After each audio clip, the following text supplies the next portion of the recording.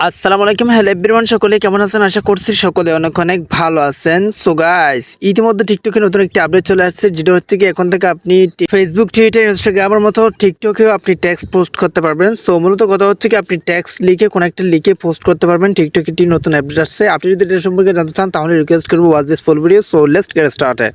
Alright, so guys, তো প্রথমত আপনাদের যে কাজটি করতে হবে, টিকটক অ্যাপসটা আপডেট করতে হবে। ফার্স্টে এরপর আপনারা প্লে স্টোরে চলে যাবেন, তারপর টিকটক লিখে সার্চ করবেন, তারপর পাশে আপডেট লেখা আসবে, ওটাতে ক্লিক করে আপনি আপডেটে ক্লিক করে টিকটক অ্যাপসটা আপডেট করে নেবেন। তারপর এইভাবে টিকটক অ্যাপসটা ওপেন করবেন। তো গাইস, ফার্স্ট অফ অল আপনাদের যে কাজটি করতে হবে, টেক্সট পোস্ট করার জন্য আমি একটা করছি, দেখেন অলরেডি আগে থেকেই আপনি হয়তো ইতিমধ্যে দেখছেন। আসসালামু আলাইকুম, কেমন আছেন সবাই, এই বলে আমি একটা টেক্সট পোস্ট করছি। সো এটা আপনি কিভাবে করবেন, এখন থেকে টিকটক নতুন আপডেট আসছে, এটা মূলত করতে পারবেন। কিভাবে করবেন সেটা আমি আপনাদেরকে দেখা দিচ্ছি। সো ফার্স্ট অফ অল আপনাদের যে কাজটি করতে হবে গাইস, এই যে মাঝখানে একটা প্লাস আইকন আছে না, প্লাস আইকনে একটা টাচ করে দিতে হবে। তো গাইস, এটা প্লাস আইকনে টাচ করে দেওয়ার পর ঠিক এইরকম একটা ইন্টারফেস আপনাদের সামনে শো হবে।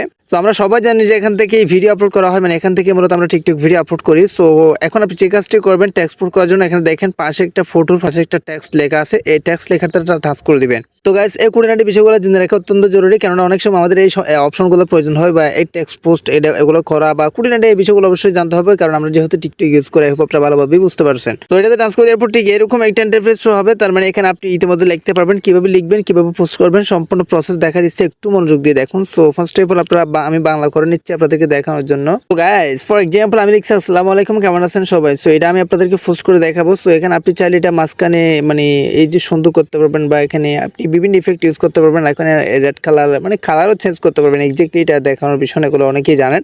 তো তারপর আপনি যে কাজটি করবেন, ডানেটা টাচ করে দিবেন, কর্নারে ডানে অপশন আছে টাচ করে দিবেন। এখানে দুইটা অপশন আপনি দেখতে পারবেন, একটা হচ্ছে কি এখানে দেখেন পোস্ট টু ফিড, একটা হচ্ছে কি স্টোরি। সো দুইটা অপশন আছে মূলত, একটা হচ্ছে কি আপনি অরিজিনাল পোস্ট করতে পারেন আপনার টিকটক থেকে, আরেকটা হচ্ছে কি আপনি ডাইরেক্টলি আপনার স্টোরি দিতে পারবেন ফেসবুকের মতো। ফেসবুকে যেমনটা স্টোরি লিখে দেন না আপনারা, তো সেম ভাবে আপনি এখন থেকে টিকটকে স্টোরি লিখে দিতে পারবেন। সো দেখেন এখানে পোস্ট টু ফিড, আর এখানে হচ্ছে কি হিস্টোরি। সো গাইস, এখন আপনাদের বিষয়টা হচ্ছে কি আপনি পোস্ট করবেন নাকি স্টোরি দিবেন, এটা আপনার উপরে ডিপেন্ড করবে। আপনি যেটা দেন না কেন, মূলত এইভাবে আপনারা লিখবেন, আপনার মন অনুভবটা এইভাবে লিখবেন। লেখার পর আপনি কি করবেন, এই যে পোস্ট, এটাতে ট্রান্স করে দিলে এটা আপনার পোস্ট হয়ে যাবে।